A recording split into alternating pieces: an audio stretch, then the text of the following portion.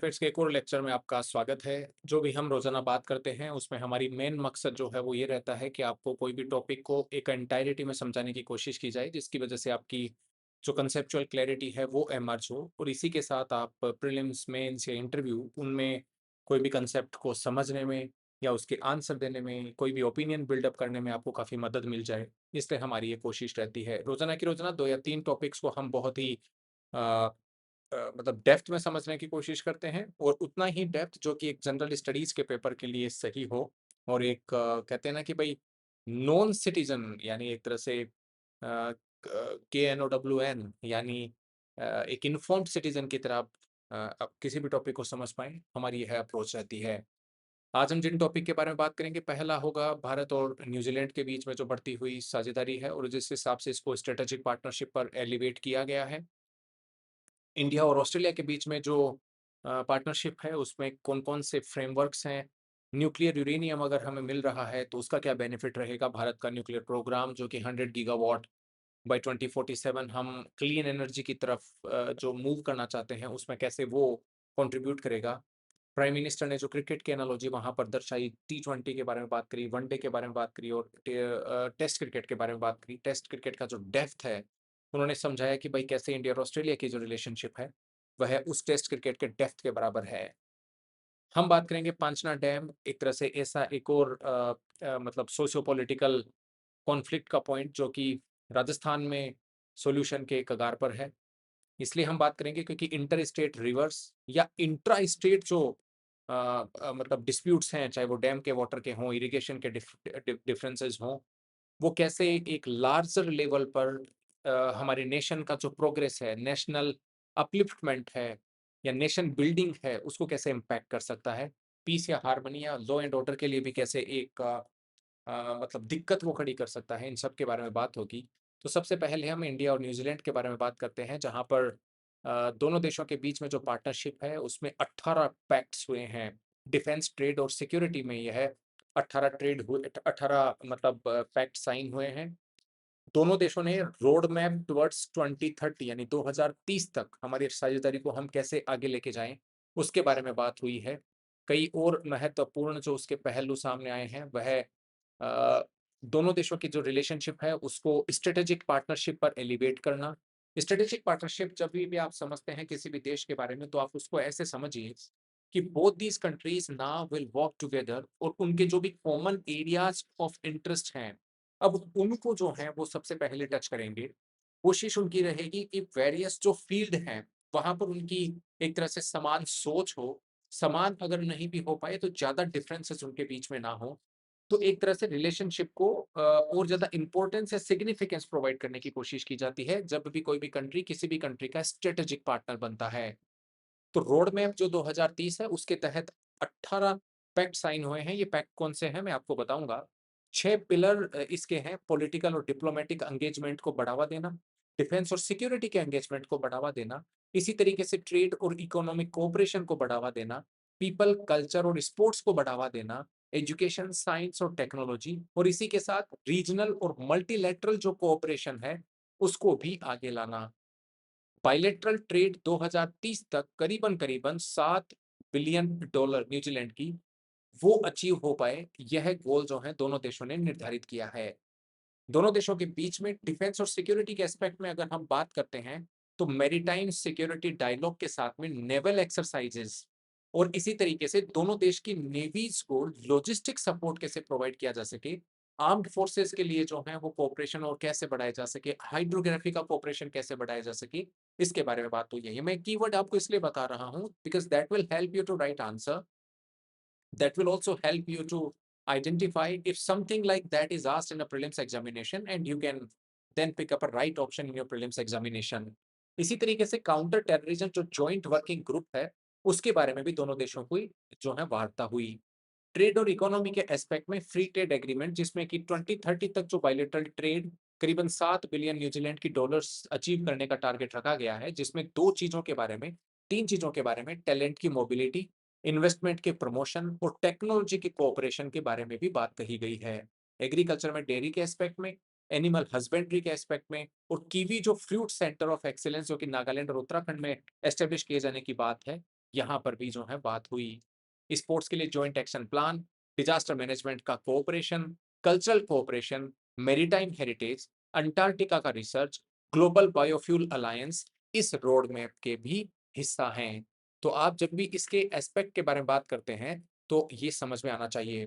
पता होना चाहिए आपको कि प्राइम मिनिस्टर जो हैं वो न्यूजीलैंड विजिट करने वाले पिछले 40 साल में पहले भारतीय प्रधानमंत्री हैं। न्यूजीलैंड के द्वारा भारत की जो विजिट पे की गई, उसमें हाई लेवल विजिट रही हैं। But when we talk about the Indian leadership that went there, higher leadership, it was absent for past 40 years. And it was this prime minister who went there and elevated the partnership from a particular common relationship to strategic partnership roadmap to 2030.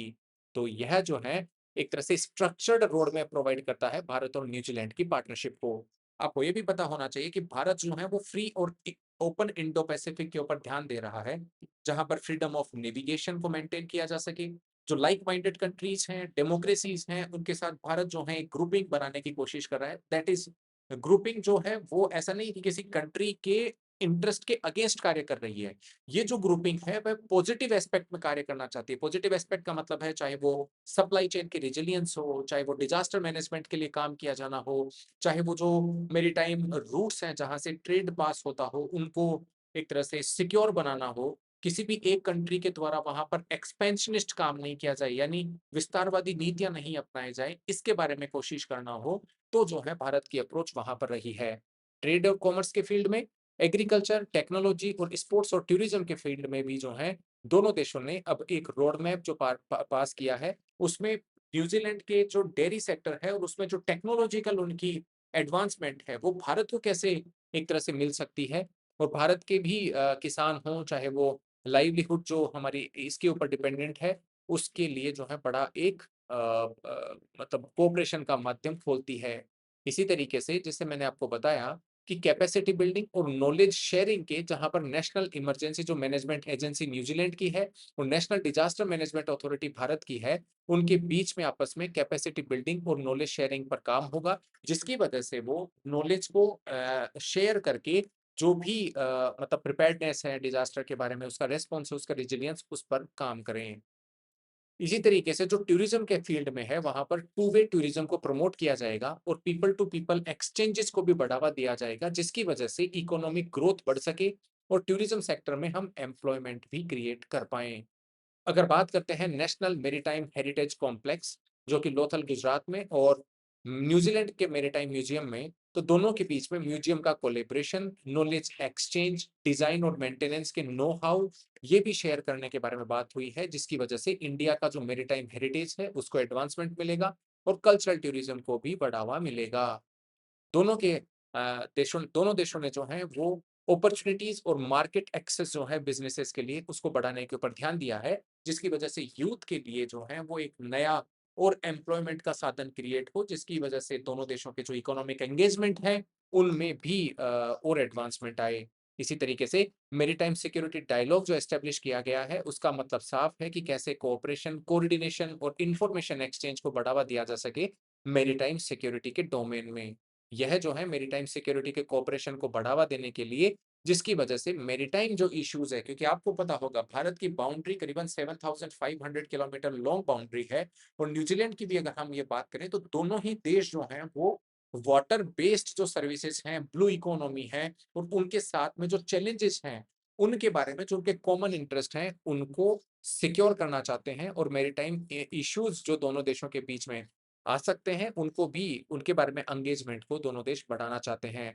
अगर बात करें 7 pillars India Pacific ocean initiative के बारे में, तो New Zealand ने जो है मेरीटाइम सिक्योरिटी पिलर के तौर पर जो है उसको ज्वाइन किया है, जिसकी वजह से कोऑपरेशन दोनों देशों के बीच में बढ़ेगा। बायोफ्यूल अलायंस न्यूजीलैंड ने जो ज्वाइन किया है, उसकी वजह से क्लीन एनर्जी की तरफ जो सब ट्रांजिशन है, उसको भी काफ़ी बढ़ावा मिलेगा। तो ये बातें हैं जब हम इंडिया और न्यूजीलैंड के रिलेशनशिप को इस तरीके से देखते हैं, या दोनों देशों के जो रिलेशनशिप है उसमें किस प्रकार से 40 इयर्स के बाद में जो प्राइम मिनिस्टर की विजिट है वो एक नया विगर प्रोवाइड करती है। आपको ये भी बता दें, people to people ties New Zealand में वो काफ़ी स्ट्रॉन्ग है, क्योंकि भारतीय कम्युनिटी लार्ज नंबर्स पर न्यूजीलैंड में रहती है। हालाँकि उनको भी ऑस्ट्रेलिया या फिर यूएस या फिर कई अन्य जगहों पर छिटपुट खबरें देखी जाती हैं, जहाँ पर दे गेट हर्ट या फिर उनको हर्ट किया जाता है। पब्लिक प्लेसेस पर कई बार रेशियल रिमार्क्स भी सामने आने के केसेस हुए हैं, लेकिन फिर भी एडवांसमेंट लेवल पे अगर बात करें न्यूज़ीलैंड में, तो भारत और न्यूज़ीलैंड के जो संबंध हैं, पीपल टू पीपल टाइज़ हैं, वो काफ़ी स्ट्रॉन्ग हैं। अब बात आती है न्यूज़ीलैंड के एक और नेबर यानी ऑस्ट्रेलिया के साथ में भारत की रिलेशनशिप को, जहाँ पर भी जो है प्राइम मिनिस्टर की विजिट ने बहुत ही सिग्निफिकेंट काम किया है डिफेंस के सेक्टर में, टेक्नोलॉजी के सेक्टर में और यूरेनियम की सप्लाई को सिक्योर करने में। आपको बता दें भारत का 3 स्टेज न्यूक्लियर प्रोग्राम है और उसमें भारत ये कोशिश कर रहा है कि थर्ड जो स्टेज है जहाँ पर थोरियम की सप्लाई की जो हमारी इंडिजिनियस कैपेसिटी है थोरियम की और थोरियम के जो लार्ज रिजर्व्स यहाँ पर पाए जाते हैं, कहा जाता है कि 1/4 रिजर्व अगर कहीं पर भी हैं तो थोरियम के यहाँ पर हैं। बट उसके फिसाइल जो नेचर है थोरियम का वो तो स्ट्रॉन्ग नहीं है, जिसकी वजह से भारत ने 3 स्टेज न्यूक्लियर प्रोग्राम जो है उसको चलाया। अब उसके एडवांसमेंट पर हम जिस हिसाब से पहुँच रहे हैं, थोरियम भी हमारी ऊर्जा ज़रूरतों को सॉल्व करेगा, लेकिन हमें फिर भी यूरेनियम की काफ़ी ज़रूरत है because by 2047 we seek to achieve 100 gigawatt from nuclear power alone यानी 2047 तक हम 100 गीगावाट अगर न्यूक्लियर एनर्जी से लेना चाहें, तो आप मान के चलिए कि यूरेनियम की अवेलेबिलिटी हमें बहुत ज़रूरी है। चैलेंज कहाँ पर आता है? चैलेंज आता है जब नॉन प्रोलिफरेशन ट्रीटी यानी एनपीटी का भारत मेंबर नहीं है और उसकी वजह से जो है न्यूक्लियर सप्लायर ग्रुप उसमें भी भारत को कई जो देश हैं वह मेंबर बनने के लिए ट्रबल करते हैं यानी एनएसजी का मेंबर अभी भी भारत नहीं बन पाया है, जिसकी वजह से जो भी देश जो कि यूरेनियम जिनके पास भंडार हैं वो भारत को अगर यूरेनियम सप्लाई कर सकते हैं, तो उनको जो है कंफ्यूजन या एक तरह से शक पैदा होता है कि ये न्यूक्लियर एनर्जी कहीं ऐसा तो नहीं है भारत सिविल या पीसफुल पर्पज की बजाय उसको जो है atomic energy actually atomic bombs की तरह इस्तेमाल कर ले। हालाँकि भारत का जो न्यूक्लियर प्रोग्राम रहा है, अगर मिलिट्री एस्पेक्ट में देखें, तो बहुत ही रिस्पॉन्सिबल रहा है। हमने नो फर्स्ट यूज़ की पॉलिसी पर काम किया है। भले ही हमने न्यूक्लियर डिवाइसेज़ के एक्सप्लोजन किए हों, लेकिन वो पीसफुल यूसेज के लिए थे और उसमें हमने सेकंड स्ट्राइक कैपेबिलिटी का ऑप्शन रखा। आपको पता होना चाहिए भारत जो है वो 2 ऐसे मतलब नेबर्स के बीच में है जो कि न्यूक्लियर आर्म्ड कंट्री हैं। और विश्व में एक ऐसा देश है जो कि दोनों तरफ से ऐसे देशों से घिरा हुआ है, जो कि खुद जो है वो न्यूक्लियर पावर रखते हों। तो भारत को भी अपनी जो क्षमताएँ हैं मिलिट्री के एस्पेक्ट में न्यूक्लियर की, उनको तो डेवलप करना होगा। लेकिन इसी के साथ जो है वो सिविल न्यूक्लियर प्रोग्राम जहाँ पर एनर्जी मिलती है, उसको भी डेवलप भारत करना चाहता है। कई सारे ऐसे न्यूक्लियर पावर प्लांट हैं जिनको या तो हम विदेशों की सहायता से यहाँ पर बढ़ा रहे हैं या फिर उनकी कैपेसिटीज़ को डेवलप किया जा रहा है। या स्मॉल मॉड्यूलर रिएक्टर की जो टेक्नोलॉजी है उसके द्वारा ही हम अब इस न्यूक्लियर प्रोग्राम को आगे ले जाना चाहते हैं। आपको बता दें फॉसिल फ्यूल बेस्ड जो डर्टी टेक्नोलॉजीज होती हैं एनर्जी की, उससे अब हम रिन्यूएबल या फिर जो मतलब non fossil fuel based clean energy sources हैं, उसकी तरफ हम अब ट्रांसफर होना चाहते हैं, जो कि भारत की जो कार्बन एमिशन इंटेंसिटी है, उसको पर कैपिटा और टोटल जो एमिशंस हैं, उसको दोनों को जो है भारत कम कर पाए। भारत के पेरिस एग्रीमेंट के बारे में बात करें या अपनी पॉपुलेशन को भी क्लाइमेट चेंज के थ्रेट से बचाने के लिए या ओवरऑल ग्लोबल जो मतलब जो ग्रीन हाउस गैस इम्पैक्ट है, उससे कैसे रक्षा की जा सके, भारत की हमेशा से ये भी अप्रोच रही है। दोनों देशों ने पीएसीटीएस इसको अनलॉक करने के बारे में बात कही है, जो कि डिफेंस, ट्रेड और यूरेनियम सप्लाई को एन्श्योर कर सके। यह भी एक तरह से बायलैटरल एजेंडा के तौर पर जो है इस्तेमाल किया गया है, जहाँ पर पैक्ट का जो नाम है partnership for cyber critical technologies supply chains, उसके कारण नेशनल और रीजनल सिक्योरिटी को सपोर्ट किया जा सके, कोलैबोरेशन को प्रमोट किया जा सके, जिसकी वजह से जो क्रिटिकल सप्लाई चेन है, अब उनको और ज़्यादा रेजिलिएंट बनाया जा सके।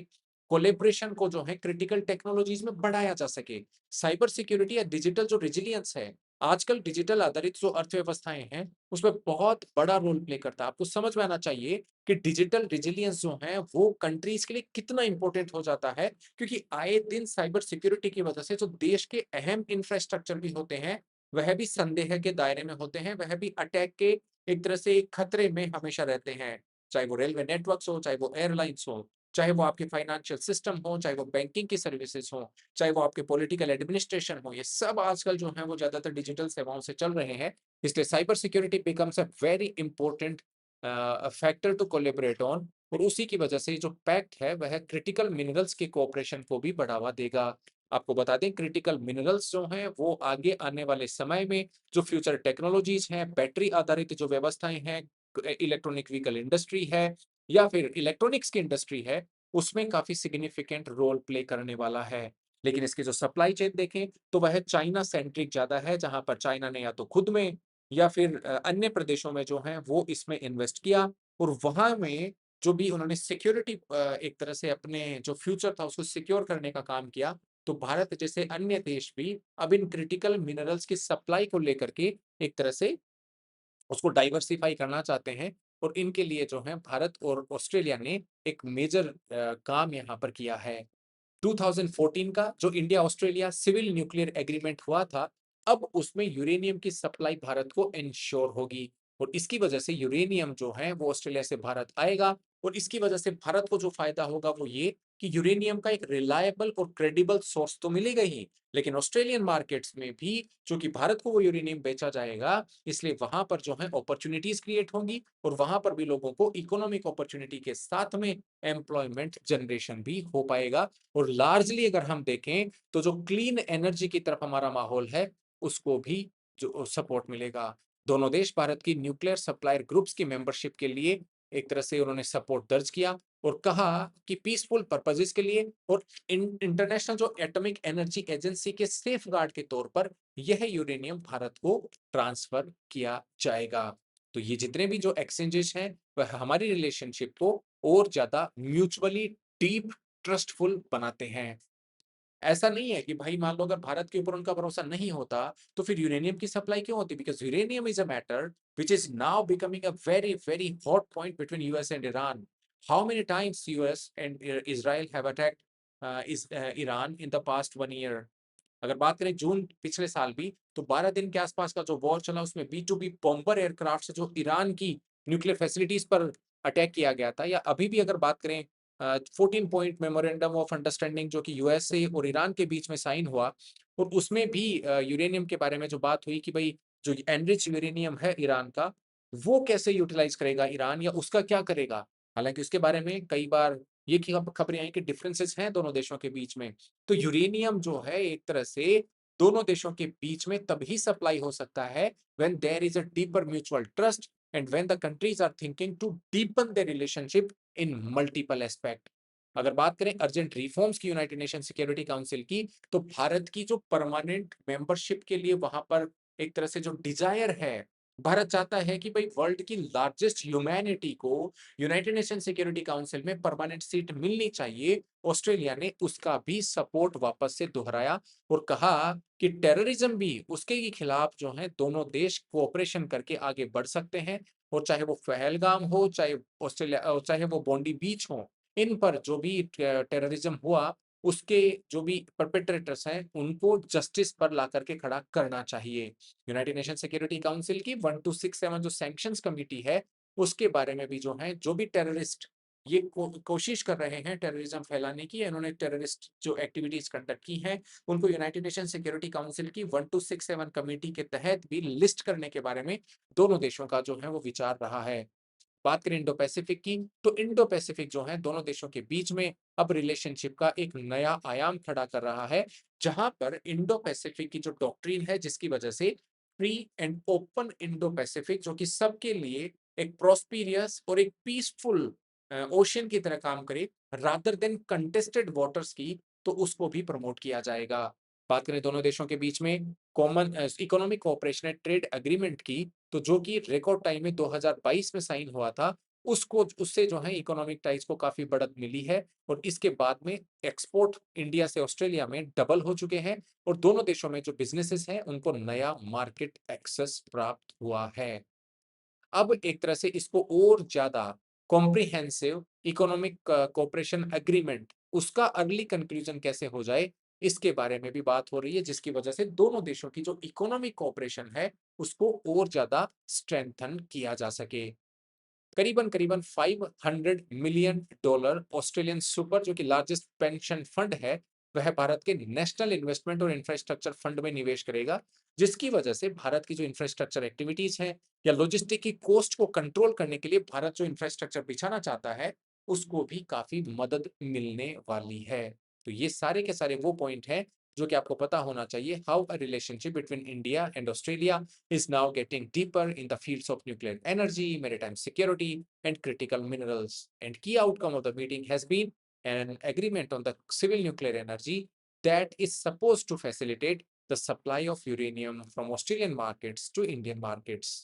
तो ये सब जो है आपको पता होना चाहिए। दो तीन टर्मिनोलॉजीज मैं आपको समझा दूं फ्री ट्रेड एग्रीमेंट की, चाहे वो प्रेफरेंशियल ट्रेड एग्रीमेंट की, हमने पहले आपको समझाने की कोशिश की थी। जहां पर आपको पता होना चाहिए कि फ्री ट्रेड एग्रीमेंट के बारे में जब भी हम चर्चा करते हैं, मतलब साफ है कि भाई उसमें एक प्रकार की ऐसी लिस्ट होती है, प्रेफरेंशियल ट्रेड एग्रीमेंट में एक पॉजिटिव लिस्ट बनाई जाती है जिसमें कहा जाता है कि दीज आर द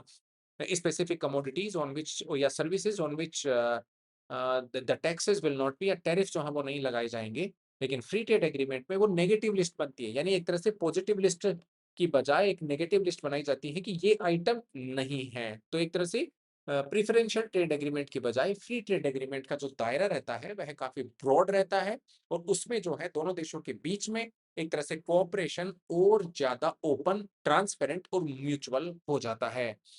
बात अब आती है पंचना डैम की। तो आपको सबसे पहले बता दूं कि कहीं पर भी वाटर के जो इश्यूज हैं वो बेसिकली सोशियो पॉलिटिकल क्राइसिस या दो देशों के बीच में भी अगर विवाद होते हैं तो एक बहुत बड़ा कंसर्न पैदा कर सकते हैं। हमारे जो कॉन्स्टिट्यूशनल फोर फादर्स थे उन्होंने भी इस बात को सोचा और कहा कि भाई इंटर स्टेट जो डिस्प्यूट है वह जुडिशरी के बजाय ज्यादातर लेवल पर पॉलिटिकल उनका सोल्यूशन होना चाहिए, या लोगों के बीच में उनका सोल्यूशन होना चाहिए, फेडरलिज्म के दायरे पर उनका सोल्यूशन होना चाहिए। इसके लिए इंटर जो स्टेट वाटर डिस्प्यूट को मतलब सॉल्व करने के लिए जो एक्ट थे या तो वो या फिर आर्टिकल 262 इत्यादि के बारे में जो है वो बात करी गई।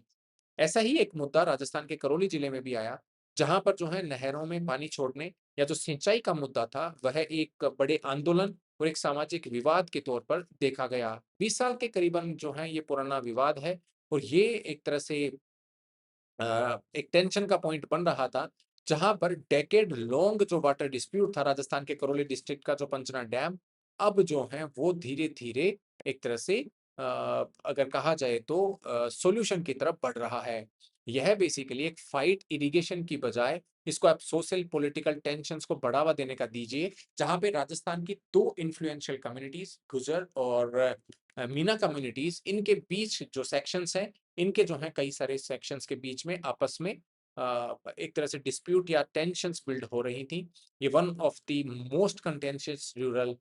इशू है, जहां पर अगर बात करें तो करीबन करीबन जब इसको बनाया गया था तो 9,985 हेक्टेयर जो एग्रीकल्चर लैंड थी उसको इरिगेट करने, और जिसकी वजह से करीबन करीबन 1.25 से 2.5 लाख लोगों के आसपास जो वाटर का बेनिफिट जिनको पहुंचना था उसके बारे में बात कही गई थी। पंचना डैम ईस्टर्न राजस्थान का लार्जेस्ट अर्दन डैम है, और यह एक तरह से दोनों यानी सोशल, पॉलिटिकल और लीगल कॉन्फ्लिक्ट के तौर पर देखा जा रहा था। बात क्या है, एक साइड में वो लोग हैं यानी 39 विलेजेस के वो रेजिडेंट्स हैं जो कि डैम को गार्ड कर रहे हैं, और वो ये कह रहे हैं कि भाई वाटर को जो है रिलीज करने से रोका जाना चाहिए। दूसरी ओर वो फार्मर्स हैं 35 विलेजेस से जो कि प्रोटेस्ट कर रहे हैं और डिमांड कर रहे हैं कि भैया वाटर को रिलीज किया जाना चाहिए इरिगेशन की जो नहर है इत्यादि में, क्योंकि हाई कोर्ट का ऑर्डर ऐसा ही आया है। तो जब हम बात करते हैं कि भाई जो 39 जो लोगों के 39 विलेजेस को लोग हैं, वो ये कह रहे हैं कि उनकी लैंड का लार्ज पार्ट जब यह डैम बना था तो वह पानी में डूब गया था, इसलिए उस पानी पर उनका सबसे पहला जो है वो अधिकार है। तो जब इन ऐसे प्रकार के विवादों के बारे में बात करते हैं तो डेफिनेटली ये एक ही स्टेट के दो कम्युनिटीज के बीच में इस प्रकार के जब विवाद खड़े होते हैं तो उसका असर जो है वो पूरे प्रदेश की एक तरह से पीस या फिर लॉ एंड ऑर्डर के सिचुएशन पर भी पड़ता है, जहां पर थोड़े दिनों पहले आपने देखा होगा कि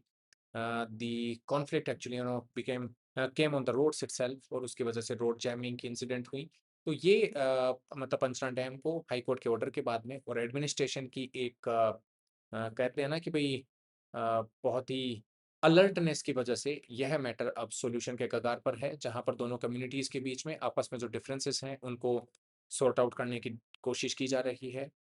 इरिगेशन से भी वाटर पहुँचे और जो वहाँ पर यानी डैम के आस-पास के जो लोग हैं, उनको भी वाटर की सप्लाई हो, दोनों की कोशिशें की जा रही हैं। यहाँ पर आपके लिए 2 टर्मिनोलॉजीज़ को समझना ज़रूरी है, रिवर बेसिन और कमांड एरिया। तो यह जो है आपको कहीं पूछा जाए तो आप ऐसे समझिए कि रिवर बेसिन उसको कहा जाता है यानी जो लैंड का एरिया जो कि रिवर के या उसके ट्रिब्यूटरीज के द्वारा ड्रेन किया जाता है, उसको रिवर बेसिन कहा जाता है। उसमें वह लैंड का सरफेस आता है जो कि रिवर के स्ट्रीम की वजह से या फिर उसके ट्रिब्यूटरीज की वजह से उसको डाइसेक्ट या ड्रेन किया जाता है। कमांड एरिया बेसिकली किसी भी डैम या प्रोजेक्ट के अराउंड का एक पर्टिकुलर एरिया होता है, जहाँ से उस डैम से जो बेनिफिट होते हैं, चाहे वो इरिगेशन के हों, वाटर के हों, इलेक्ट्रिसिटी के हों, इत्यादि जो हैं फ्लो होते हैं और यहाँ से इरिगेशन की जो स्कीम्स हैं, कल्टीवेशन है, उनको काफ़ी सपोर्ट प्रोवाइड होता है। तो कमांड एरिया का मतलब एक ऐसा एरिया डैम या प्रोजेक्ट के जहाँ पर वाटर मैनेजमेंट के प्रोग्राम्स इत्यादि किए जाते हैं